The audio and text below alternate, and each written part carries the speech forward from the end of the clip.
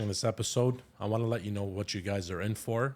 Very special guest, Doug Smith. We're going to get into how he had an injury that made him into a quadriplegic from his resilience alone and from a long research and a lot of time spent on trying to get into recovery all by himself, where now he's able to walk again, taught himself how to walk, was able to create a movement where he's giving back to many people in society now on how to help with their traumas, opened up a clinic, and you guys are going to get into a really good story. And stay tuned and continue watching. You guys are going to love what you're going to see. So I got to say, I was really excited. I'm excited for a lot of podcasts, but honestly, this was one of them. So it's great to have you on. I'd love to get into your story. Thank you so much. So did you grow up in Ottawa as well? I did. I saw you did too. Where did you grow up? Yeah, Grandview Road, down on the Ottawa River. Did you? I had ice on one side of the house, and I had the outdoor rink in Crystal Bay on the other side. That's amazing. I grew up with skate guards on my feet going from ice to ice. It's funny because when I was a kid, everyone tried to get me into hockey, and I said, no era belongs on ice. And it turns out you've had some very good, successful people. One of them was the goalkeeper for the Ottawa Senators at some point. Oh, really? Yeah. Oh, fantastic. Yeah, there's so much talent that came out of here. And I was in a group of talent that allowed me to rise to the top because nobody can do it on their own. And I was just fortunate to be surrounded by talent and to be surrounded by love, you know. And my mom wouldn't let me go anywhere but to the Ottawa 67. She made those arrangements with Brian Kilray, right? Really? Yeah, so I didn't have to go out of town as an underage going into junior. Wow. You know, so my mom was there protecting me. One time my mom did something really bad in the stands and I got suspended. I love that, by the way. I got suspended because my mom did something in the stands. I love that, though. And that was in Ottawa. Good. She jumped on the ice during a game because a guy was strangling me with his stick. And she jumped on the ice and started hitting him over the head with her purse. I love that, though. That's amazing. It's like, because you see the daughter videos where, you know, the dad's doing jiu-jitsu and then she'll come and start whacking him with her bear. So the fact that your mom's the one that's doing it is amazing. Yeah, she saved me. She bailed me out so many times. And, you know, my wife bailed me out so many times. And I have 2 daughters, so I'm surrounded by women. And that's probably why I'm still alive today. That's a good fact, actually. Yeah. It's incredible because you see that. My mentor used to always tell me he has a team of women around him. Beautiful wife, by the way. It's nothing provocative or anything, but he used to say the intuition on a woman, he'd have them in the shadows when he's doing a meeting. Mm-hmm. So they'll just be watching the screen and then they'll give him a signal while it's a thumbs up or a thumbs down. It's in a color code, whether they trust him or not to do business. Wow. And ever since that, he's like, it's just changed the name of the game. So yeah, when you fall into it, when you give in to how powerful women are and how sharp they are and how healing they are, healing being the same thing as performance. That's right. It's on the same spectrum. So, you know, they're just given that gift. Men are like, oh, I got to go fix this. I got to go do this. I got to get this done. I got to, you know, while they're in the background going, are you humanly healthy to get it done? Can I help make you stronger? And that's the force that I had behind me. Or I probably wouldn't be here. I asked my wife to help me kill myself, commit suicide after about a month and a half in the hospital after the accident. Let's talk about the accident. Do you remember how much of the accident in the beginning? I was conscious. Detail? I went full speed, head first, 23 miles an hour, just under 40 kilometers an hour, dump and chase, into the end boards, head first. The force impact was the same as you accelerating from 0 to 100 kilometers an hour in a third of a second. That's incredible.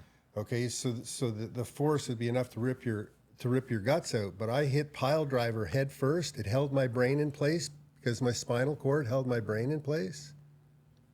And I was conscious after I hit the boards, even though I broke my neck in over 100 places. Wow. I was conscious, lying on the ice, knowing that I had a broken neck, because when you break your neck and you're conscious, you hear it. It's very clear. It's like taking chicken bones and just turning them, you know, with wrenches. I heard the crunching sound, and I was cognitively there, so I didn't let anybody move me, or I probably wouldn't have survived. Really? Yeah, because C5 and C6 were broken so badly. It was like if you took two cookies, C5 and C6, and hit those cookies with a hammer. Wow. But it all stayed in place because I was conscious and I landed on the ice with my head on my hands. So that was the saving grace? Saved my life. And then I was able to control the situation, get the doctors on the ice, tell them I broken my back. I didn't know where in my back it was broken because my whole spine was on fire. And 7 hours later, they found where the breakage was. It was so held tightly together. Then they put me in halo fixation. They wanted to put me to sleep to put the halo on because you have to drill 3 millimeters into the skull with 4 screws. And these are self-tapping screws, by the way. And I didn't want to get put to sleep, so I was the first one to ever have that halo put on in the hospital I was in, being fully conscious. I made them use a local anesthetic. But why would, sorry to cut you off, why would you not want to go to sleep for that procedure? Because my neck was broken and I didn't want anybody moving me around I was alive to protect my neck so more damage couldn't be done. Wow.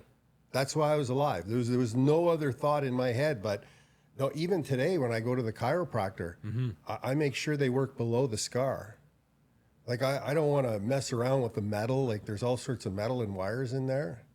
So since I broke my neck, one of my big concerns is something falling on the back of my head, right? And after I got better, it just whenever you have a scar anywhere, it's proven that if you touch the scar, it causes stress to the body, right?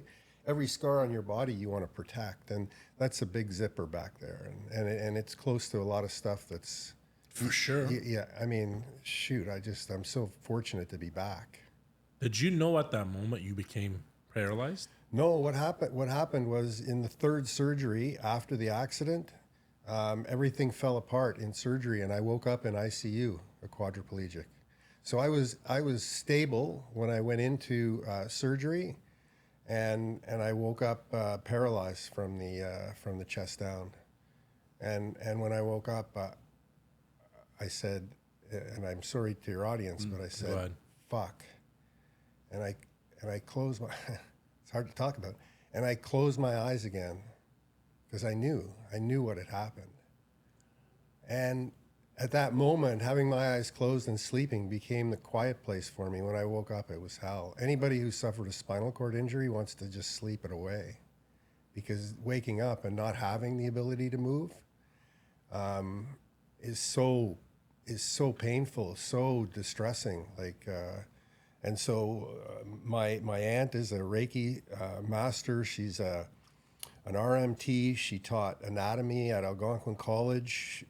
She came in and she had her hands on me from the minute that I was paralyzed. She was working on me every day. She showed up every day. She touched me. Then one day, about a month and a half in, get this, 6 weeks, nothing. Being told by the doctors nothing good is going to happen. You're paralyzed. That's the way it is. My aunt's working on me in the morning, Judy, Argue. God bless her. And she's working on me, and I move my left toe, and both of us will never forget it. She's 82 now, and she still treats me, and she works at the Perth Medical Clinic. Is she still there now? Yeah. Wow. She's still treating people. It's unbelievable. That's cool. That's and passion. So she said, "There's some movement. Do it again." I remember focusing and being able to move my toe just a little bit more. And then every day it progressed from that left toe through my whole body. And now I have my arms and my legs, and I have deficits in 3 limbs. My left leg is almost completely normal, but all 3 limbs suffer paralysis in them or my ability to extend. Because when you suffer a spinal cord injury, it closes you up like a flower. And so all the work for me has been to extend. And when I go for treatment right now, when I go for treatment myself, I still do, everything's about extension for me because I'm so weak when it comes to extension. But I've got my strength when it comes to closing my hands, so I have full grip. Do you feel like maintenance is a huge part of it now? Oh, it's nonstop. Movement is maintenance. I agree. Movement. You just got to get moving, and if you want to save time and sweat, do the movements properly. But I can only imagine, how did you feel the moment your toe moved? Well, I remember, I can picture my Aunt Judy sitting at the end of the bed, and her and I looking at each other like what's happened? Is this possible? You know what I mean? We were questioning it, right, a little bit, and then we just threw everything into it. We made an agreement that we were just going to throw everything into this, and she was going to be there with her hands on me. And that's so important, Right. when you're injured, to have human hands on you, hands that care. There's no question that the vibration coming from you, if I'm in a hospital bed, is going to help me heal faster. There's no doubt about it. That's being measured all the time now. That's Yet some incredible. people still deny it, right? Is that part of the Reiki? Well, it's neuro waves. It's Just- like it's just this science. Dr. Northoff at the Royal Ottawa Mental Health Center, he runs the show there, wrote a book called Neuro Waves. And it talks about how consciousness is the key to healing, not physical anatomy, not psychological anatomy, but consciousness, which is a separate piece of anatomy now. And so, you know, we all have this ability without the drugs, without the pharmaceuticals. Now, hey, I have morphine in the closet in case something happens to my neck.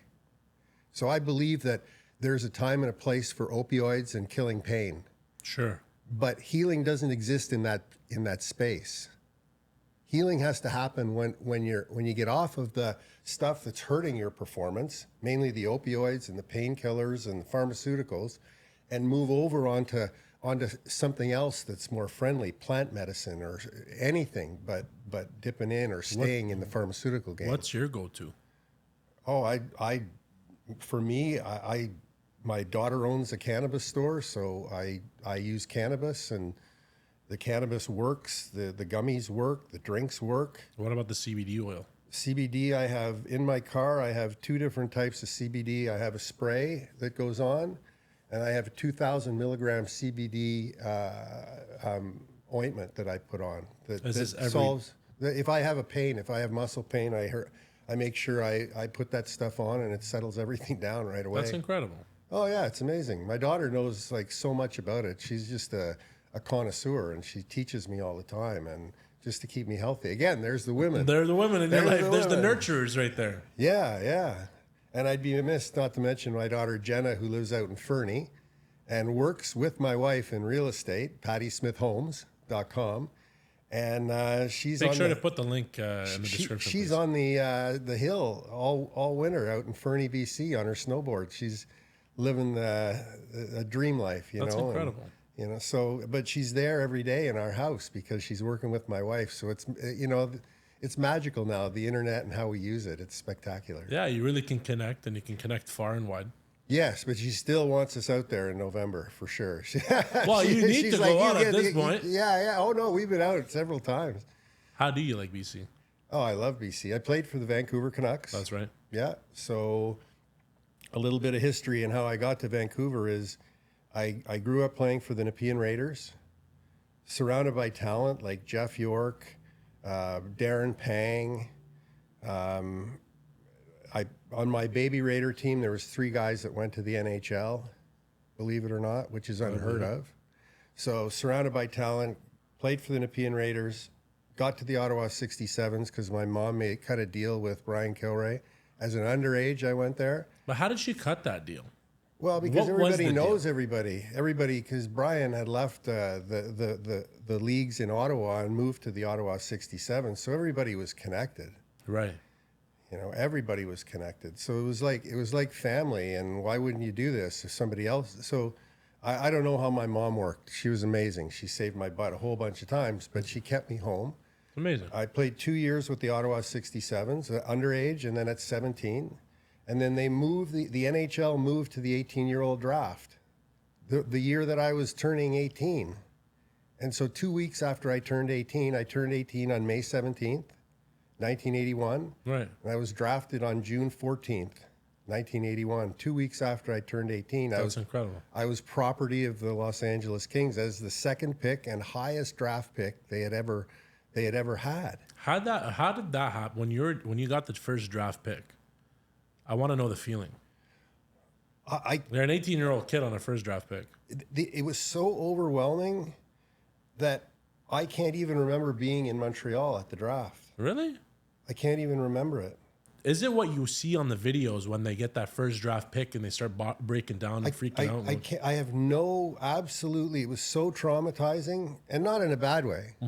Right? It was so traumatizing. It was so big that I guess my brain or something chooses not to remember it. I have the pictures with Dale Howard, Chuck, and I have them, and I look at them and I go, wow, I wish I could remember that. It must have been a great time. And then off to LA I go, right? I'm next thing I know, I'm in training camp with Marcel Dion and, you know, all these phenomenal players. Legends. Dave Taylor, Charlie Simmer, you know, these incredible hockey players. So I'm there with them, and they're telling me if I don't slow down, they're all going to kick my ass. They're going to beat the shit out of me. First day of training camp. If you don't slow down, we're going to beat the shit out of you. It was very clear. Wow. It doesn't happen anymore like that. Now it's competition. But when you got drafted in 1981 and you went, most guys were 20 pounds overweight. They were at training camp to get in shape. Wow. I came to training camp 184 pounds, ripped, and nobody could keep up with me. I was the fastest player in training camp, and it got so ruthless that I had to leave training camp my first year. I had to leave training camp in Victoria, BC, and come back to Ottawa. No way. And say, forget it, guys. I'm not doing this because I was being threatened like every day, and I wasn't looking for it. But you got guys like, you know, I'm not going to mention any names, but sure. you had certain guys at camp that were 30, 35 years old that were looking at they were playing in LA because they wanted to retire in LA. Right. They don't want to work hard. So they see you, young guy, coming in full of vigor and fire. 18. Testosterone's through the highest roof. pick ever. By the LA Kings. Nobody's going to cut me. I wish you can remember that moment. That's such an incredible, like, imagine that's the biggest achievement in your life. And then you're like, you know what? I don't even remember taking this photo. Hey, as long as it's important to, and my grandkids have the picture and they see that they can do it. You know, if I did it, they can do it. I mean, I was at 18 months old, I was put into ankle to hip leg braces like Forrest Gump because I had rickets. I was diagnosed with rickets at 18 months, and my knees were turning. And I had this kneecap was in two pieces, and it fused together on its own when I was put into leg braces. So my my legs were shot. Nobody was thinking this guy's going to make it. This baby's going to go. That's incredible, man. And so they put me in these leg braces, and then when the leg braces came off, it was like Forrest Gump, man. It was like I just started running, and I didn't stop because there was something inside me that didn't want to feel that inability to stretch your muscle out, stretch your legs out. Because when you take those leg braces off, the first thing you do, like anybody be like, stretch. Oh, it feels so good to stretch. Yeah, I believe that. And so I just ran and ran and ran, and I, you know, didn't die along the way. That was the main thing. Like a lot of people tried to kill me. I mean, that's the way the NHL was. So you're saying it's nowhere close to now the same as it was back. Everybody's got a camera. But when there's 3 referees in the building and no cameras, Tiger Williams knew that. Dave Semenko knew that. These guys, the enforcers, when I played, knew exactly what was going on with the media.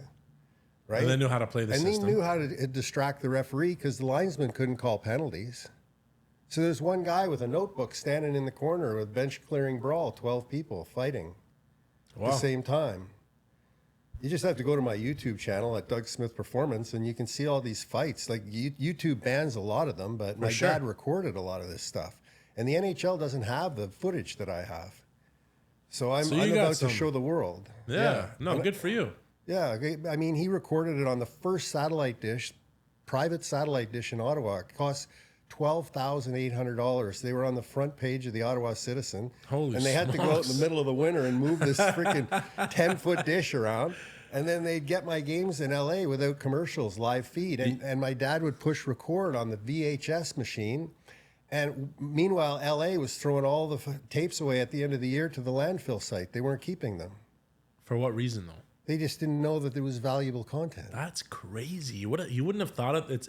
Your father thought of it. These guys are running the NHL. You can't believe they wouldn't. Yeah, they were loading up. What are all these tapes? We're moving buildings. We don't need these tapes. That's crazy. And so they dumped tens of thousands of hours of footage from the NHL, right? And now it's fun because at least you can have a conversation with them and say, "Oh, I got this." And I got some pictures with no logos that are phenomenal that I'll show you I afterwards. would love to see that. And without logos, you can use those because there's no rights. But you can see the name of the player, right? Right, and their right. number. That's incredible. Yeah. Well, hold on. Why would they want to kill you though? Why would they be threatening you? The whole time? players? Yeah. Well, I mean, you want to play hard, right? For sure. But if you played hard and went out and attacked Wayne Gretzky, you got Dave Semenko sitting on the bench, waiting to come out and destroy you. Now, I was fortunate, and in LA, they always had a strong guy playing on my wing. Tiger Williams was my winger for 2 years. And so he used to sharpen his stick, the blade of the stick, and then turn his stick over when he used to go into the scrums. And he knew the refereeing system. And he would pop guys with a stick like a shiv. He would be carrying a deadly weapon, into the pile. Jesus Christ. And he'd just be waiting for guys. And he would tell me on the bench, like, you need to go here and take care of this guy. Like, it was all Holy mapped out. smokes. And if it was being mapped out by us, Yeah. and I was involved, Yeah. you can imagine what was going on with other teams. That's insane. You guys are almost making hit moves right there. Guys would skate over to the bench and say, if your tough guy touches any of our people, I'm going to kill that 18-year-old right there. I'm going to kill you. If you don't stop. I've heard it. That's crazy. They forget you. I'm not going to fight you because you're pissing off our good players. I'm going to kill him. And right to your face. Holy shit. That was a scare tactic? Yeah. They wouldn't do it though. Oh, would they? It knocked Craig Redmond out of the league. He was picked number 3 overall to the LA Kings, and some of the players couldn't handle that stuff. They didn't get drafted because they got drafted because they were a good skater and a good player and they could move the puck. But once they got into the league, when it was crazy time, they just couldn't handle it. And all of us were like that. We couldn't handle it sometimes. But some of the players that they destroyed, it was just so sad. Like Doug, I've heard of the school of hard knocks, but this is completely different. This is, you're threatening someone's life. These guys aren't gangsters going onto the field or going onto the ring in skates. That's insane. Oh yeah, it was gangsters in LA when I played there. 6 of the guys on the team were new Europeans. 6 were doing cocaine all the time, and 6 wanted to get out there and win. Holy shit! Yeah, it was, Fuck, it you was got 5 gold years nuggets, of that. 5 coaches in 4.5 years in LA. That's insane. They just kept rolling the coaches until Pat Quinn got there. So Pat Quinn got to LA and he established the Los Angeles Kings. So what did he do that was so special to keep him around? He asked each player on the team what they wanted to accomplish. That's it? That's it. Wow. Nobody in 5 years asked me what I wanted to accomplish. Really? They just were, do this, you need to do this. If you don't do this, you're going to be in trouble. And Don Perry, my coach in LA, used to set up fights in practice at Culver City Rink Really? to teach people a lesson. Because he was a tough guy playing in the American League, Don Perry, right? Right. And he used to set up fights literally in practice, and you'd have to fight somebody on your own team. And really, like, if you didn't fight, like, these Holy guys are shit! screwing This around. is a fight. Now you have Fight Club going on too. Oh yeah, That's it was crazy. It was insane, and it wasn't just our team. Yeah. We go into Boston, and the crazies on our team would talk to the crazies on their team about what they're doing to motivate the boys. That's insane. It's just like a bad commercial. So when you watch today's league, you're like, you got no clue what we had to go through, right? Oh, no. It almost sounds like there's initiation processes once you get inducted into the team. Yeah, and you're at the time you were made to feel it was part of the game, and I never participated in any of that. It was never attractive to me. I defended myself to the best of my ability. If somebody on my team wanted to really go with me and the coach was making it happen, well, let's go. Wow. Right? Both our faces are going to be sore tomorrow. For what reason, I don't know. It's funny because NHL has the most amount of brawls anyways out of any sport. Yeah. And so the way it was policed before is different. The younger guys in the dressing room have more power now. They had no power, right? Interesting. The older guys did. They had all the power. And so when you shift the power and you shift the culture, like culture is about building belief in self, belief in others, and belief in the organization. And very little of that was going on. And that's the big difference about what happens as computer technology and we become more of a knowledge worker society. That's what happens. That's what you're starting now to implement in the clinic. Yeah. We're everything we do in the clinic now is scientifically based, but it's not based on the pharmaceutical model. It's based on movement, and it's based on spatial capacity, and it's based on neurocognitive ability, and it's based on balance. Because that's what we all want. That's what scares us the most. It scares us personally. It's inside of us, as opposed to working on stuff that's outside of us. That's not going to do it for you. Once you get your stuff together and you can synchronize with the world, it's not mind body. Right. It's world brain. That's incredible. Okay, so explain that a little in the bit. world of psychiatry now, it's world brain, not mind body. Your brain has to synchronize with the world. Are we still in the frequency? That's where we are. We're the neural waves? Yeah. So Neural Waves is the book written by Georg Northoff. He's at the Royal Ottawa Mental Health Center, and he's got 3 PhDs: one in neuroscience, one in psychiatry, and one in philosophy. Interesting. And he was recruited by George Weber, and George is just a great guy. And Georg Georg Northoff, as it sounds. Wrote a book called Neural Waves, and it breaks down 3 pieces of anatomy, because we've only known we have 2 pieces of anatomy until now. For the viewers, Physical and psychological. Mm-hmm. The 3rd piece of anatomy, consciousness. Consciousness is the rubber band. This is just the easiest way to put it. Consciousness is the rubber band that holds the physical together with the psychological. Because if the physical gets too far away from the psychological, you suffer from mania. And if it gets too tight, you suffer from depression. So we live in a world between mania and depression. And if you get out of sync with the world and you can't manage how the world's coming at you, you fall into depression, or you go into mania where you can't manage everything. The whole world's spinning around you. Your behavior turns into somebody that looks like they don't know where they are. I'd love to know where they base that off of.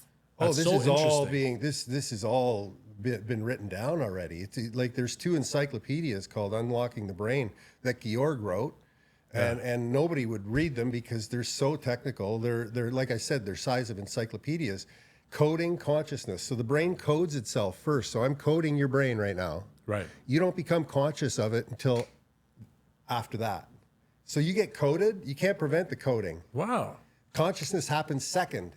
And so you need to be aware that every time you go somewhere, the people you hang around with, the people who are supporting you, they're coding you. And then consciousness occurs after that. So that's how the brain works. And we've never been able to see it like that before. So coding consciousness, and then consciousness is the new piece of anatomy. Work on your consciousness. Work on your consciousness. And then what'll happen is, you'll make the relationship between the physical and the psychological more symbiotic. Is this when they go into the subconscious and the conscious realm too, or is that has something completely different? Sure, subconscious controls us. That's what I talk about in the trauma code. Right. Which I'd love to talk about. Well, it's 95% of our human functioning. Yeah. Right. So subconsciously, if you're not managing your subconscious, then it's managing you. Period. You didn't sharpen your stick here, though, eh? No. At least I protected it. The refs can't see it.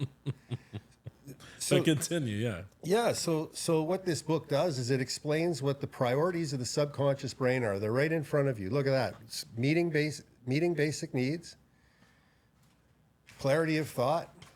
It should be in the folder that you've got inside the book. So this is the system I developed, and it works every time.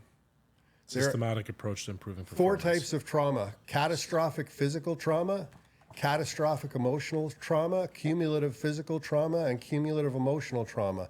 The only one we have to worry about is the 4th one, cumulative emotional trauma. Why is that? Because it's the one we can't see. It's like carbon monoxide. See, if you bang your head and you're bleeding, you'll go get help. That's right. But cumulative emotional trauma we can't see. There's your silent killer. Yeah, and so it's affecting your subconscious. It goes right through your consciousness. And so to manage it, there are 3 priorities of your subconscious: meeting basic needs, clarity of thought, and helping other people. I'm in the healthcare business, right? To make money, I'm meeting basic needs, I'm helping other people, and I meditate every day. I'm working on my clarity of thought. I've got all three. If you in your life are working on all three of those things right there, and it doesn't matter which order you work on them, then you're going to be healthier and happier. And those are the behaviors. Those are my meditations. So I have 8 meditations that take you from purpose, awareness, purpose, motivation, all the way down to emotional control. Focus, believing in self, trust, asking for help. Yes. That's incredible, by the way. You know, the asking for help part is the one that you rarely see men do. Yeah. Yeah. Now, if you're paralyzed, you're going to ask for help. That's what I learned from being paralyzed, because what am I going to do now? I'm between a rock and a hard. I'm going to be tough, but I'm not going to ask for help. I don't want to lie there by myself. Yeah. Everybody walks away. That's literally the best analogy I've heard for a situation. You're literally between a rock and a hard place. Yeah, yeah. So right there, right then, I learned, and so I spent years writing Thriving in Transition. It was about change and culture and, you know, the story in chronological order with pictures of my career. And then I was approached by the medical community, and the medical community said, you know, will you help us, the healing community, you know, and I sat down and wrote another book, and this book's a bestseller. It goes out 500, 600, 700 at a time to companies like Nestle Corporation, the Canadian Armed Forces. Really? Yeah. I get hired by Fortune 500 companies to come in and show them this model, because what I'm talking about with respect to culture feeds into, with respect to trauma, feeds into the building of high performance work cultures. Right. So, like I said, the healing and performance, same spectrum, same model to get both. Whether you're a quadriplegic lying in a bed or whether you're an NHL hockey player right now, same model. Because the brain only knows one thing. It only wants one thing. It wants to get better. And so you just put it in a position where it gets a little bit better every day. And when it gets better, it slows down, but not as fast as it gets better. So if you get your brain better by using certain technologies and speed up your brain, unless you go home and sit on the couch and don't move, your brain will take a long time to slow down. So what technology are we looking at using? Well, tracking technology. NeuroTracker is one of the darlings in Canada right now at the University of Montreal. It's working with most professional sports teams. Are we talking about the company called NeuroTracker? Yeah. A friend of mine has a company called SAF Performance, and they're using that, and supposedly it's been game changing. Oh, yeah. And I've been a clinician on NeuroTracker since almost the day it was released by the university. And I've been to the University of Montreal. NeuroTracker? Because his explanation really made no sense. It was almost as... Yeah, so it increases spatial capacity. So when you're playing hockey, as an example, and you look back and you see where all the players are, and then you come back to the puck, that you're able to estimate where, because of the speed and because of where the players are, where they're going to be. Interesting. Yeah, so it was designed to help people keep their driver's license, seniors. And so if seniors use it, they keep their driver's license for 10 years, 5 years longer. Because that's incredible. Because that's why you lose your driver's license, is because of your spatial capacity. And spatial capacity of your brain is directly related to neurocognitive ability. So when you speed your brain up, you get smarter. Well, that makes sense because other people aren't speeding it up. And if your brain's moving faster, you must be smarter. How could you not be? No, I agree. Are they glasses? What, an implant? Oh yeah, no. You wear these. I brought a pair in because I was. Oh, this is it. I was on NeuroTracker today. I wore these today at the clinic. These are 3D glasses, and then you sit in front of a screen, and it gives you a 3-dimensional cube in 3D, and there's 8 balls bouncing around, and you have to track 4 of them out of the 8 over 8 seconds, and the balls move faster if you get it right, and they slow down. Is it going to work with your hand movements as well? And so it finds your threshold, the threshold of your brain, and then it pushes that threshold through treatment programs, and everybody gets better. I've tested over 600 people on this technology. Every single one got better after doing treatment. So let's say you don't have a problem. What is this something? Because remember, we're talking about the maintenance high phase. Performance. Yeah, exactly. So if you want to just wait till you start to notice cognitive decline, that's fine. You can get it back. I'm all about the proactive, not the reactive. Yeah, but I'm talking about people in general. People in general can wait, but why would you wait, not get sort of familiar with it.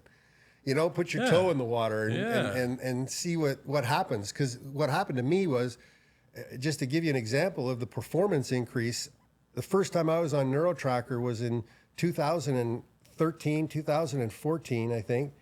And I got 0.4 was my score. Today, my score is 2.5. So how many X? It's almost 10X, 8X my brain speed. That's incredible. Yeah, and it just stays there. And I keep pushing the ball a little bit every 6 months. I'll go and do 2 weeks of NeuroTracker and get my brain going like the gyroscope. You know, you could just keep pulling it. And it'll go forever because you're 90. If your brain was 90 years old and mine was 50, there's no difference between our brains. Our brains don't age. We kill them. That's so, and then it's all about the spatial capacity. Yeah, I can see it and on a keeping your body in shape so that it can follow your brain, because that's what it's doing. Your body is following your brain. Right. I can understand from the performance point of view, but you said Nestle and all these people, they hire you, Fortune 500 companies. Yeah, so you don't hurt other people. Is that the whole? That's my whole presentation, is the building blocks of human performance. You can either tear somebody down, Right. or you can build them up 100 times a day. That's incredible. So, and we're all about community building here anyways. Yeah, you build them up. All you got to do is build people up and tell them what the good things that they're doing are. Everybody does bad things, but you don't need to remind them of that. Yeah, they're already ashamed. Yeah, well, they know. And so be kind, right? And so there's a methodology to building a high-performance work culture, and there's questions that I ask of the leadership. Can we do like a little, Well, what's the questions that you do? I won't. I'm not going to go into culture here. Another show will go into culture, because sure. what happens is, what I talk about to my keynote audiences is individual performance. As soon as you jump into culture, you're talking about not just your performance, but the performance of other people. Makes sense. And so you're crossing this threshold where the brain, like, people will lose the interest in this show because I have to start from the beginning. So what about individuals? Because Yes. that's what you're doing every day at the clinic anyways. Yeah, everybody I meet, I try, everybody, because you meet so many people all day long, and I just want to find out what I can help them with, or what I can help somebody in their family with who might be struggling, more obvious than they are.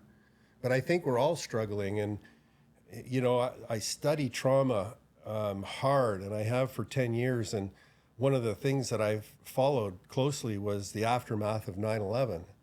And the aftermath of 9/11 showed us a psychological fallout in New York, and on a small scale compared to the pandemic. And it showed us when the peak of that psychological distress was. And based on the aftermath of 9/11, we won't see the peak of the pandemic until probably next spring, next fall. Why is that? Just because there's a curve that society goes through. Interesting. And so we're climbing. We're almost at the very top of the pain that we're going to suffer, because people are hiding in their house right now still. They you still see people with masks. And they don't think they can come out, and they're scared and they're worried, and it's overwhelming. And so they pass that on to other people. So we're still climbing. And next year, the year after, if you're in the world of healthcare, if you work in healthcare and you got your ducks in a row, you're going to have so much business. You're going to be so busy helping people, doing what you love to do. So if you're out there and you have a clinic and you work in the medical field, or you're getting your medical degree, don't worry about your future with respect to, funding it, because you'll be fine. And this is coming straight from Doug Smith's mouth. Oh, it's the data is so clear, man. And this is it's purely psychological at this point, that this is where the come down is? Yeah, well, psychological consciousness, I mean, all three. Like, we treated our bodies badly through the pandemic.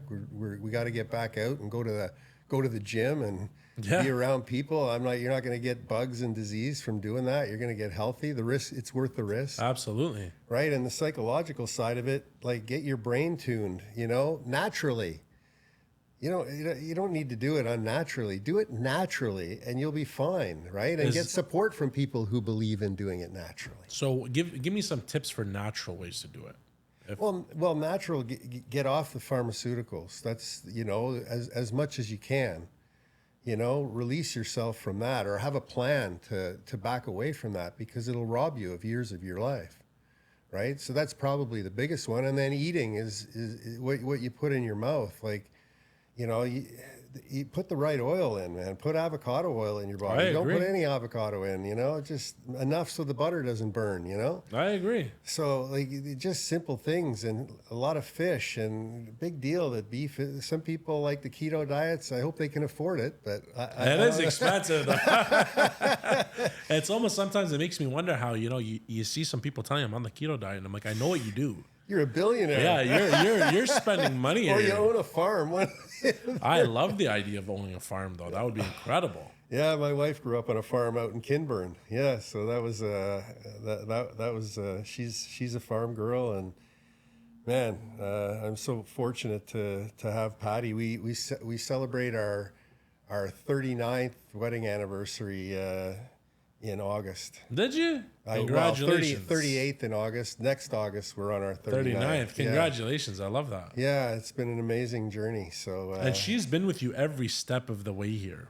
Because you were telling me that before. You were literally asking her to help you commit suicide. yeah, my mom, when I was playing for the LA Kings, my mom was working with her at Nortel, and she tried for a year to get me to come in to meet her. And one day I was in there and walked by, and with my mom, there was Patty, and my mom introduced us, and she didn't want me to go to LA, because if I married in LA, I was dating a Laker girl. I was dating Paula Abdul's best friend. No way. Yeah, Nora Heffernan. She was one of the Laker girls, and my mom was so scared I was going to marry a girl from LA and never come back to Ottawa. So she arranged a more like a beautiful woman here in Ottawa, you know, and yeah, Patty is her, and so my mom continues to save my life.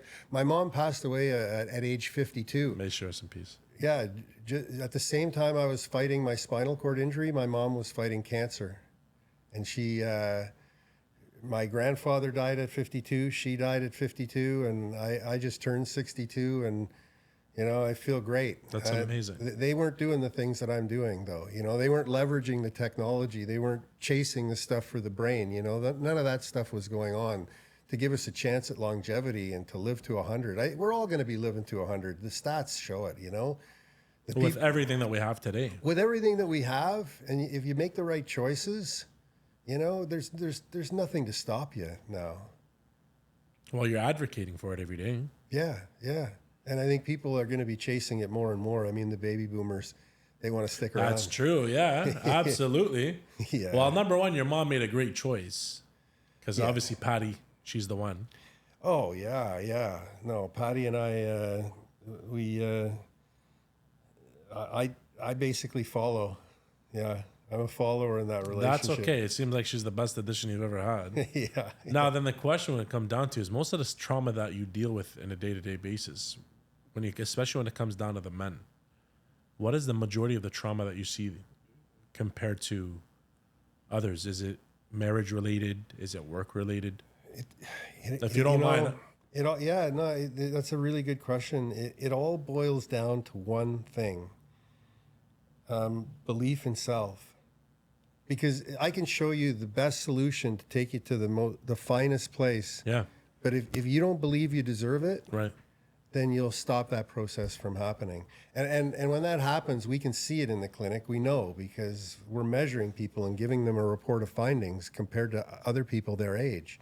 So when they look at it and they choose not to take treatment, there's nothing that we How can do you is it a series of questions that you're asking? Oh, we measure. So we how do you measure bioimpedance, which is how fast electricity moves through your body, which tells us about how much inflammation you have. It's incredible what technology can do. We measure grip strength. We measure spatial capacity. Is the spatial capacity all done through the neurotracker? Is that what you're saying? Yeah, and we're adding more and more measurements, and then we give the report of findings in an envelope to the person who comes in to get it. And you can come and get this for free. We'll measure you up for free. It takes an hour and a half to measure you up, give you the envelope. You could take it home, put it in your drawer. Nobody throws it away. I ask everybody, do you throw away the initial assessment? No, I still have it. Yeah, well, then let's improve it when you're ready, right? And so that's the planting of the seed part. Yeah. We get people measured, talk to them about this, see how they're doing. Doesn't matter what age they are. We're working with professional athletes. We're working with professional table tennis players. We've got former Ottawa Senators alumni in there. We've got professional volleyball. Like, we've got a whole bunch of professionals in there. Plus, we have other people who have suffered spinal cord injuries where we're working with them to get the central nervous system going, because that's what we're treating. We're treating the central nervous system. The central nervous system comes before your physical appearance. It runs everything, because without the central nervous system, you're just nothing. So that's when they say you're a vegetable. Yeah, well, if you don't have a central nervous system, you have nothing, right? You have nothing. 100%. It's just a pile of rocks and whatever, bones and skin. And so why wouldn't we be focused on that? So my network is one of neuroscientists, right? And medical people and chiropractors that are moving things this way, because the data is just can't lie. How do you feel about chiro? Because you always get such mixed messaging with chiro. Well, chiropractic is fantastic. If it wasn't for Dr. Berman in the west end of Ottawa, he passed away a few years ago, I wouldn't be functioning the way I'm functioning. I had to go see him to make sure that my skeletal system was working the way it's supposed to work. And if you want to see my story about my recovery, if people are interested, you just go to anatomyoftrauma.com. Anatomyoftrauma.com. Yeah, Anatomy of Trauma. That's not here, right? No, it's not on there. This is Doug Smith Performance. But you'll see the process that I went through from a practitioner standpoint.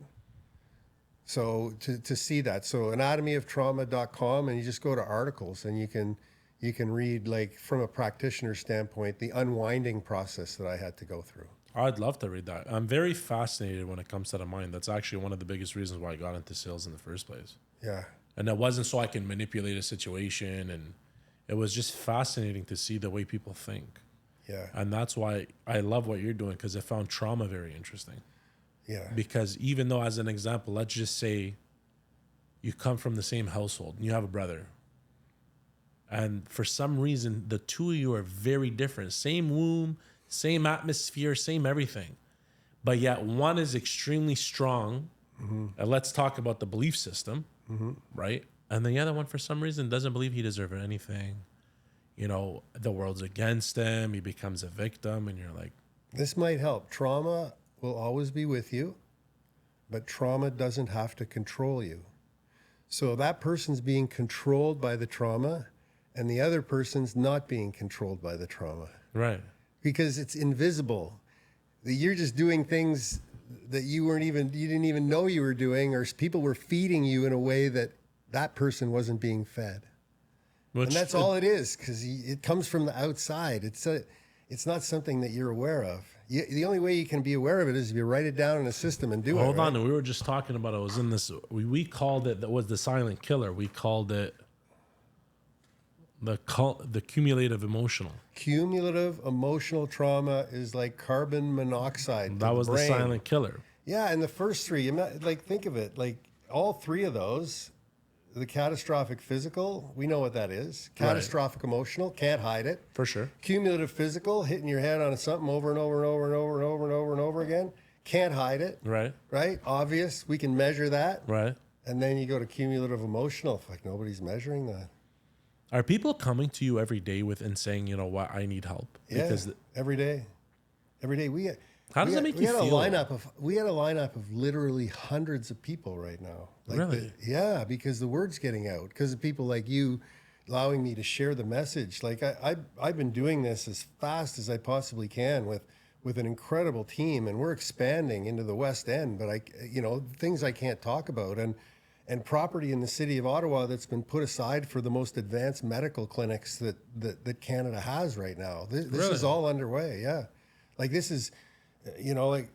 What's happening to my life right now, because I speak about trauma and because I'm focused on those three priorities, it seems to be advancing me at a rapid pace. But it took a long time to get here, to be able to sit with you and explain it in a logical order so people, can grasp what I'm talking about.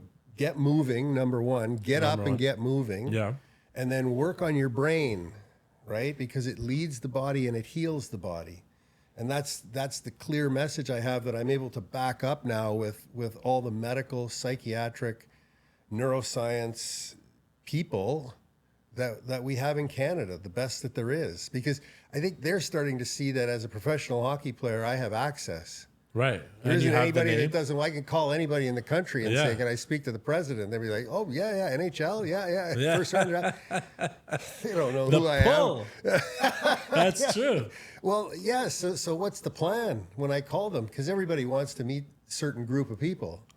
So that's what we're working on: is which groups of people need this help the most, the fastest. Well, of course, we arrive at veterans.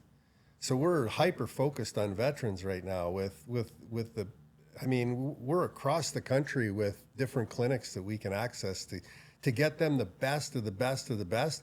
And we got a red hotline to Veterans Affairs, so that if you don't know what you qualify for, we'll give you a menu what you qualify for. 'Cause Really? they're not obligated to tell you what you qualify for. Why not though? They're just not. That's why that's why there's such a big lawsuit, in the billions. But why wouldn't they want to help out their veterans anyways?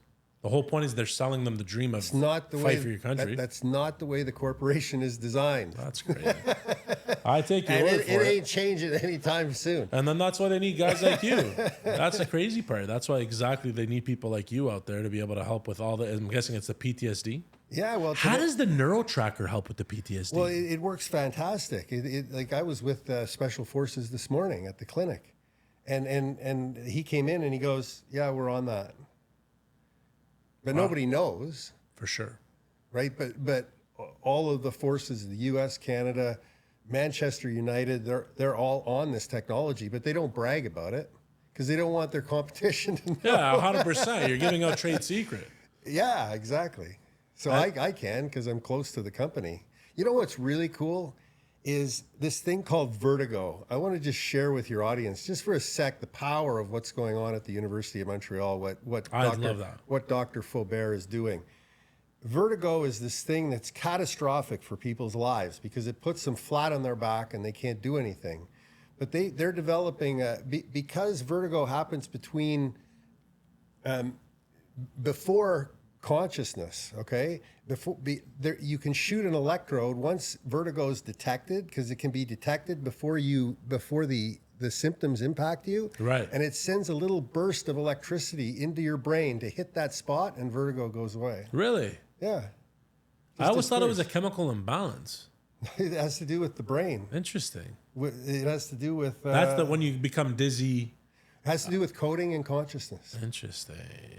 Coding, consciousness. Consciousness. Yeah, so your brain's coded to do something, zap it. Oh shit! Okay, I'm good. I don't feel like I got to fall over anymore. And this is in development. And Jocelyn's probably going to get pissed off at me if any of your listeners say, "Hey, my husband's got vertigo. I need to know about this." Hopefully. Just give me a holler. I'll help you out. Have you ever heard of ontology? Ontology. Yeah. Yes. Why is that? What does it mean? I remember I was telling you I had a mentor and I was going through these phone calls and we were talking about something called the Landmark Forum. And the Landmark Forum has only been around for 67 years. I don't know if you ever heard of it. The Landmark Forum. I have. Yeah? I have. I've seen it on LinkedIn, I think. Right. So unfortunately, I never got a chance to complete it because at the time being, we lost family in the war back home, right? Oh, okay. So it was during it's a few day event. It's Friday, Saturday, Sunday. They're 12-hour days. They're 9 a.m. till 9 p.m. Wow. And then there's also the Wednesday before that Friday. I think it's from 5 p.m. till 9. And then there's the finisher on Tuesday. So a total of 5 days. Wow. Very long though, but once you go through them, it's basically, you know how you were just talking about belief systems and you basically, it's all about self-care, right? Yeah. So it's not about, I got to sit there and push and say, hey, Doug, you know what? You did Yes. XYZ today. It's to tell you that you're not broken. You just have to accept who you are and kind of Yes. accept yourself for the way it is. So all you need in your office is a door, a fake door with a handle on it that says self-worth. And if you can't solve somebody's problem, if you've given them everything you've got, you need an expert on self-worth. An expert. Not somebody who said, "Oh, I want to be a self-worth coach." No. you get somebody or you hire somebody outside that's an expert on one thing, self-worth, not an expert on pharmaceuticals and how you pull the information out and give them drugs to see how it works or doesn't Right. work. It's a I can see self-worth. I can see in your eyes you're starting to get sick of these fake gurus. There's too many out there. Well, I mean, I think anybody who's pushing a message of positivity is adding value to somebody's life. I absolutely agree. I believe in validation though. Validation. You Yeah, don't want to be 100%. spouting nonsense, Absolutely. but that's not going to end. So, like, I have really calm, polite, nice ways of saying to people, do you have anything else? It's because there's times I've done episodes. Obviously, I don't like to say this, but sometimes in the middle of the podcast, I can't do it anymore, just because you'd push back and you try to ask, and it's just like you're not giving me any answer it's not even a coherent answer. I can't understand what you're saying. I can't imagine someone else Yeah. trying to understand what you're saying. But it was almost like the old saying where those who don't know teach. Yeah. Right, which is kind of notorious in this space. But back to the Landmark Forum, something that I found incredible is while I was doing the forum for a few days, I barely spoke, right? Because I was just more of an observer. And they encourage you to speak, by the way, right? So when I was the observer, you were listening to people where they had this formula, they call it working it out on the field. I don't even know if I'm allowed to say this, but I recommend anybody to go check it out. I actually think it's incredible. I signed up for it again. I want to do it. And they were talking about working it out on the field, and where in terms of trauma, where there's the vicious cycle, right? And then basically there's what happened. So, let's say Doug Smith was going 26 miles an hour, Yeah. head first into the board, and then you create a story of what happened, right? And then, I can't even create a story for you, but let's just say, you had a situation in life where, you started creating the story from that trauma, that, maybe somebody tripped you, or you're blaming somebody for your issues or something. Not to use that, this is the narrative for you. But then what happens is there's the what happened, the one circle.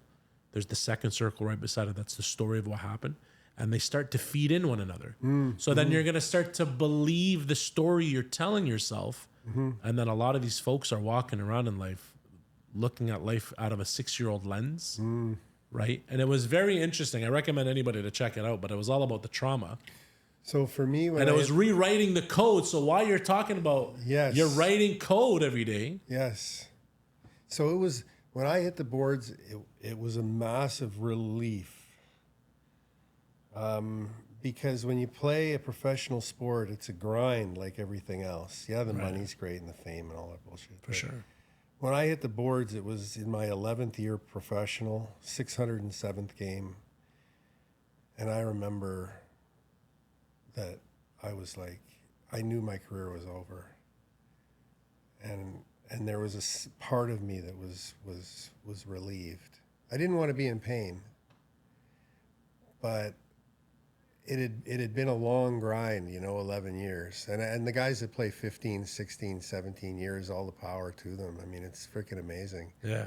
Because we all go through, all the pros go through the same shit.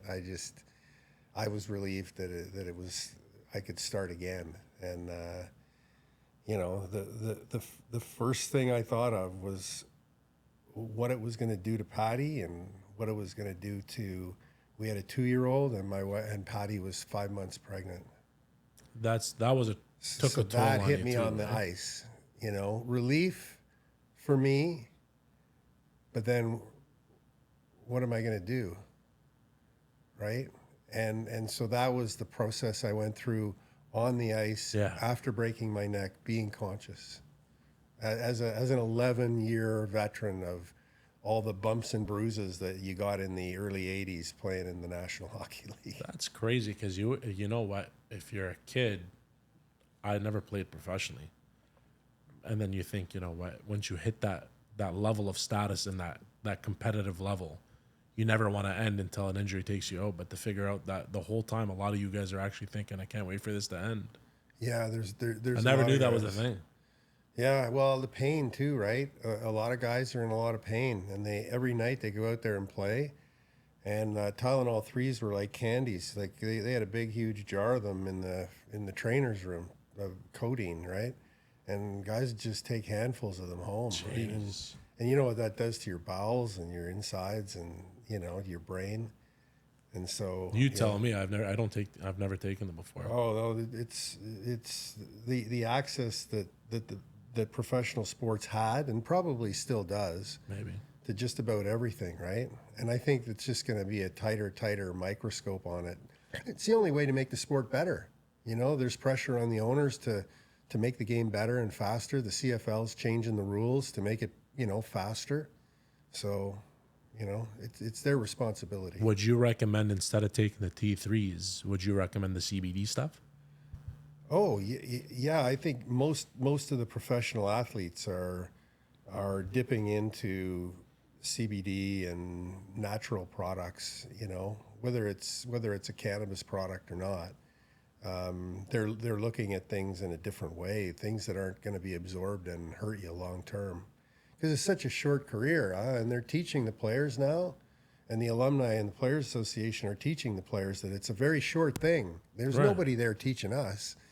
It was like they wanted to get as much out of us while we were there as they could, and that was it. Yeah, you guys are the cash cows. Yeah, and so now they're thinking more about their future, right, and future families and their life. So it's much better for the players now. I think they've done an amazing job. I was at meetings at the Toronto game. I didn't get a chance to see the game, but I had meetings beforehand with the NHL alumni. Was in town, and Glenn Healy, who's the executive director, and you're going to see some things coming from the NHL alumni that people haven't seen before, because the NHL has decided that we're actually valuable. So, Which is great. And it hasn't happened till now. Glenn Healy's been working on this for 3-4 years to make it happen, and I'm so excited for all the former players that are, you know, going to get certain medical qualifications, you know, like, because there's a lot of guys that are hurting, that are proud and don't want to tell anybody. That's such a good point, because even a lot of guys end their careers on an injury, and then once you're out, do they not cover any of the expenses for these special treatments? No way. No, I'm gone from their books, except my relationship with the alumni, which they didn't want to be very strong. Now they're realizing that it's a powerful force, right? Because guys like me who played, you know, decades ago still have value in the marketplace and are still working towards making things better, and we want to contribute, right? And so they're recognizing that, which is astute for Gary Bettman. But you know, you still have to take it away from them before they go, oh, we really want that. Yeah, I guess so. You know, well, your story is inspiring as is, anyways, right? The stuff that you've been through, the things that you're fighting for. Yeah, and it's been, I've had so much help. Like the people I work with now recognize what I was trying to accomplish, but it's in a clinic setting where we have physiotherapists, we have neurologists, we have chiropractors, we have all the pieces of the puzzle that we need to help people, right? Yeah. And so I get a chance to spend my days in there watching people just make incremental advancements. What do you think of stem cells then? Oh, like as a former athlete, if I was in a situation where I was losing feeling or sensation or function below the neck, I would go for stem cells like as quickly as I could, no question. So you highly believe in it? Oh yeah, like why? How's it going to hurt you? I don't see any. That's what I look at. I look at how's it going to hurt you, and will it take in you? Well, maybe not. You know, maybe it just won't attach to you. Maybe. You know, but maybe it will, and you get that one little. I don't know how much connection I needed because I have a scar on my spinal cord. I don't know if that next little quarter of an inch could have nothing, right? So work on the little things every day. The brain only knows that. You never got any stem cell treatment? No. No way. No, I have a phenomenon. I forget what it's called, but when I sit with my legs out in front of me on the bed, I tilt my head forward. And what happens is, because I have a scar on my spinal cord, it spreads the scar a little bit. And I get like a hum through through my body, my arms and my legs. That's interesting. Does it have I'm anything? cautious with it. Has nothing to do with neurowaves, though. No, this is my physical injury on my spinal cord. Right. Yeah, so I'm living in between able-bodied and quadriplegic. Like I'm living right on the tip of the mountain, you know, walking along that trail. That's crazy. So, I can't imagine being in that position. yeah, Is it high stress at points? it's high stress when somebody's behind me. I don't like people behind me. I don't like I people get that for working sure. behind me because I'm always protecting that scar, like you're always protecting whatever scar you have. Right. You know, so that's a big one. So I'm managing that all the time, man, looking in the rearview mirror, always ready to bail out. You know, I believe it. I bet you even sometimes driving is nerve wracking. that's what I mean. I'm Yeah. looking in the rearview mirror, ready to, like, if you know, I'm always like watching behind me. Yeah, so that's what it's given me. That it's not really a great thing. No, I believe that. What about community building? Let's talk about community building a bit. Yeah, you can go to my website at DougSmithPerformance.com, and I'm building a community now. I have 27,000 followers or something, and Well, hopefully after this episode, you'll have 10,000. more. Yeah, well, 10,000 LinkedIn, and it's just time for me to go out now, and the way to do it is to build a community and make things available to people in the community, and make sure that other people in the community know the other people. So that's where I'm going with it, and so is Apollo Physical Therapy Centers. Like we're on the same page. Like I'm taking the front end and we're moving people into the clinic so that they can be treated by the talent that's in there. So once I hand people off to the doctor, they don't want to talk to me. Really? Not really. No. You imagine you go in for surgery and you wake up, you don't want to talk to anybody but the doctor. Right? So we're not doing surgery, but still, as soon as you know somebody's in pain and you hand them off to a medical professional, they get like locked. They're like, "Oh, you were a hockey player. You can't help me anymore. I'm going to deal with the doctor." Well, it makes sense. And though, that's eh? okay. Yeah, You got to be that's okay with that shit, Yeah, right? Yeah. Yeah. So it's working. It's really working, and it's such a positive environment. We're taking the clinic right now through this process that builds a high performance work culture like the clinic has never seen before. So the people that come in there are going to feel like $1 million when they're leaving. How are you guys achieving that, though? I think that would bring a lot of value for a lot of people because a lot of people are struggling to have high performance workplaces. We're just working with the top talent and world-class talent that has done this before. So it's all about finding the right people to You do can the right find job. people that have done it before, Yeah. you know, that are 50 or under. I'm 62. I want to hang around with people who are 50 or under right now. Good for you. That's what my goal is. Like we play basketball in the parking lot. We're moving all the time. They're focused on the future. I just want to be part of that bright light. I don't want to be sitting at home and, you know, trying to figure out what to do. Well, I definitely believe in the positive message. That's for sure. Yeah. And I think moving around is what keeps you sane, anyways. Oh, it's a great team at Apollo with 22 years of experience, you know, and expanding and building and so all with the guise of helping other people, You know, which is one of the priorities. Yeah. What I would love to do is I'd love to combine the clinic. Since you guys are talking about you guys do live stream series, no? Oh yeah, like if you could, let's do a show from the clinic and I'll play. Dr. Vic would be phenomenal. Like I'd love that. The patients love him, and he for 22 years he's under 50 years old, and he's had the clinic for 22 years. How, like, it's amazing. That's incredible. Yeah, and he's still on it, still helping people. It's scary to see how many people he's got back functioning again. Which is incredible. I couldn't even imagine how fulfilling that is, honestly. And Yeah. I was thinking in a sense of, I mean, you know what? A lot of my guys here, we do talk about mental health. In the end of the day, look, everybody suffers a burnout. Yes. You have to identify the signs of your burnout before you actually go through it. Why go through it if you can stop it in advance? Be proactive instead of reactive, right? Yes. So if we're talking about you can do the scans and all that, I'd love for people to be able to go out and take initiative and come by the clinic and get the scan and see how. Have their report of findings. This is what I'm saying to people when they come in before they start anything. You're going to get gold when you leave here. It's going to be a report of findings. You can ask questions for the next hour and a half that you're here. about your central nervous system, Sure. about your physical ability, about consciousness. And then we're going to give you a document that you can take home, show it to your family. If there's anybody else in your family that would like to have this measurement or is concerned about some type of neurocognitive decline or balance decline, let's get going. Giddy up. Yeah, no, I'd love to be able to showcase that. Please, you're welcome to come in. Yes. Because I feel like a lot of people, they, because they don't know it and it's a foreign concept, maybe some sort of fear kicks in. Unless it's a do or die or a fight or flight, they have to come in. You nailed it. Right. Unless it's a do or die, Yeah. and that's what most people unfortunately are like.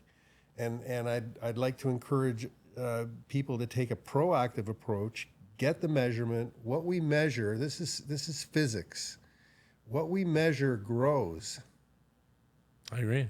So we're measuring your central nervous system. The question is, do you want your central nervous system? Do you want to leverage neuroplasticity?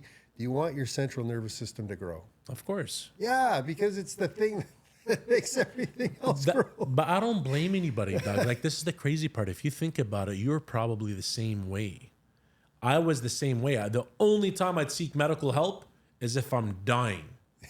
That's the only way, right? Yeah. And then now it's funny because I had a car accident. I'm good now. Okay. Back in 2015. And I was in a catastrophic car accident. Before that date, everybody thinks they're invincible. Yes. And then after you realize that you remember your section that I was so in awe about the ask for help? Yes. Nobody wants to do it anymore. Yeah. Right? I find something very interesting. I want your take on it. But you know how they have that saying, the motto is 80%. Don't tell people your problems.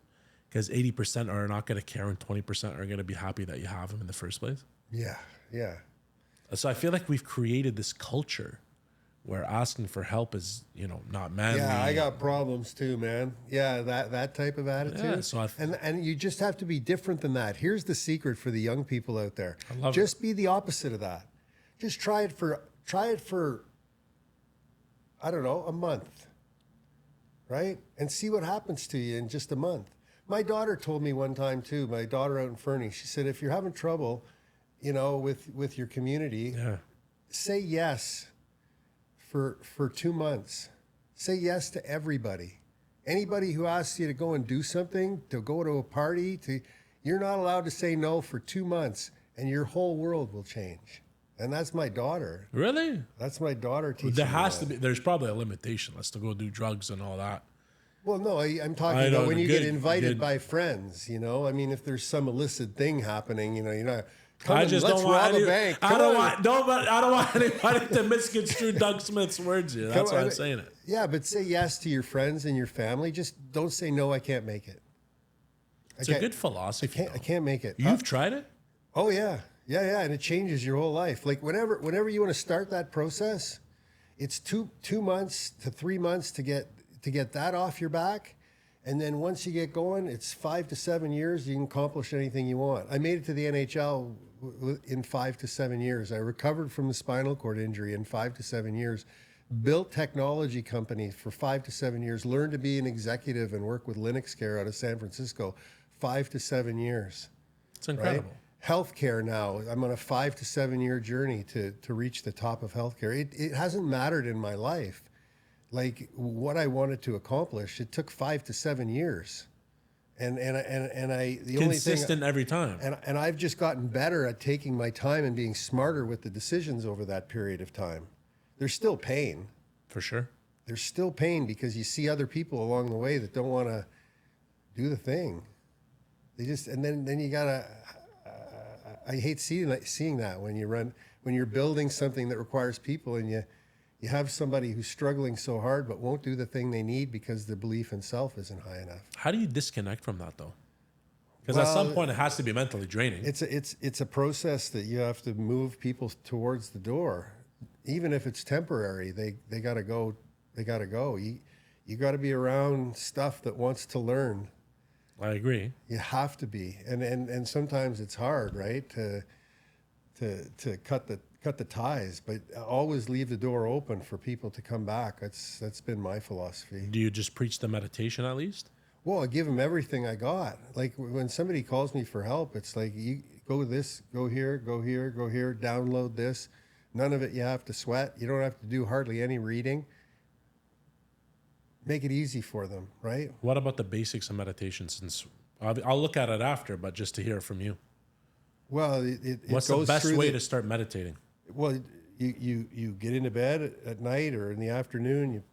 You close your eyes. You follow the suggestions in the meditation, and it'll take you through each of the behaviors. My meditations there's 8 of them, and they're about 15 minutes long. The first one is awareness. The second one is purpose. The third one is motivation. And then what'll happen is you'll listen to them all. You'll never hear the end of any of them because you'll fall asleep. Right. That's what people tell me, which is good because then you're learning. Feedback. Then you're learning in theta brainwaves, and then you can go back because these are all on your phone, and you can whatever you're feeling that day. Like last night I wasn't feeling a high belief in self, and so what did I do? I put the belief in self meditation on. Fell asleep to it, and I woke up at 4 o'clock in the morning this morning, turned the meditation one on, out again in like 2 or 3 minutes. Really? Yeah, it just knocks you right out. And there's no drugs involved. I'm not getting up and taking a Tylenol 3, you know. I'm not getting No up handfuls anymore. Yeah. I'm excited. I want to try that out because I hear tons of stuff about meditation. And everybody, it's funny because a lot of people think it's like, oh, it's one of those, it's crock of shit kind of thing. Well, you learn in theta. So if you within 10 minutes of you falling asleep, you're still learning. You're still picking this stuff up. You're still identifying with it. Incredible. And so if it's positive and it's informative and it's teaching you the systematic approach to mental performance, then why wouldn't you just sleep with it all? That's when it goes, they say that's when it goes directly to the subconscious mind, right? Right in. It's like an injection. And you'd be shocked in the afternoon if you're feeling crappy and you got to do something tonight. You do that 20 minutes and it just gives you a little spark, you know? I'm pumped. I won't lie to you. I want to try this, the meditation. well, I don't want to get that body scan. Yeah, well, we'll get everything measured up, you know, as quickly as we can. And we play, we try to get out and play 9 holes on a par 3 course somewhere in the city every Friday. You're welcome to join us. I will be taking you on that offer for sure. Okay. Because I've been trying to learn. Yeah. Oh, you have. Yeah, I've been trying to learn. I bought a set. I barely use it. It's just catching cobwebs. Wow, come on out. That would be fantastic. It's just nice to go for a walk. We don't get carts. We just walk the par 3 and, you know, just chat business and how are we helping people, you know, and just have a bunch of laughs. I love that though. Yeah. Doug, is there anything you want to leave the people with today? Well, stay tuned for what we're doing. Working in the city, what the city is up to right now. Like I'm in some meetings with, you know, with some high level people over the fall, and they've got certain plans that they want to see happen in the city with respect to healthcare and being able to service the needs of the city. And I'm here to serve them, you know. So whatever the city sees as a necessity, I want to do my best to make sure that gets realized, because I think they're on the same page. I think most people are getting to that page. Is we've been going down a weird road with mainstream medicine, and let's try to get some complementary stuff in there, right? I agree with you. So I definitely agree with you. And if anybody wants to follow Doug Smith, highly recommend it. Honestly, go to my YouTube channel. It's Doug Smith NHL. And I'm just organizing it with covers right now. There's about 200 videos up there of the footage that my dad recorded. I've got some juggling videos. I'm a freestyle frisbee aficionado, so I can do anything with a frisbee or a basketball, anything that spins. That's been my life. Anything that spins, I've been able to manage. So, well, you've done a great job at doing it. Yeah, well, I'm just fortunate, you know, to have that sort of ambidextrous way of looking at the world, you know. And the incredible part is the journey that you have. Honestly, I'm really grateful to meet you. Yeah, pleasure to be here. We're going to put all your links in the description. And then I really want you guys to follow Doug Smith. I'm going to take a read at that book. Anybody that's watching this video, go to the clinic, get yourself checked, be proactive. This is what you're preaching out here. Yeah. Right? So get measured. Yeah. That's all. Simple. Yeah. And then all the links will be in the description. If you guys like what you see, please share the video. At this point, I want people to be able to get the awareness out, what Doug Smith's trying to do. And honestly, I'm a big fan. So It's a Hey, pleasure. go to brainchamp.ca. Brainchamp.ca. All the links are going to be in the description. Brainchamp.ca. You'll see me and Dr. Vic there, and you can look at the tech. And the next time we're coming back on, we're going to talk about the community building. You're going to do a show from the clinic. Absolutely, I will. Yeah, let's bring it, man. Let's do it, man. Okay. Pleasure. Great.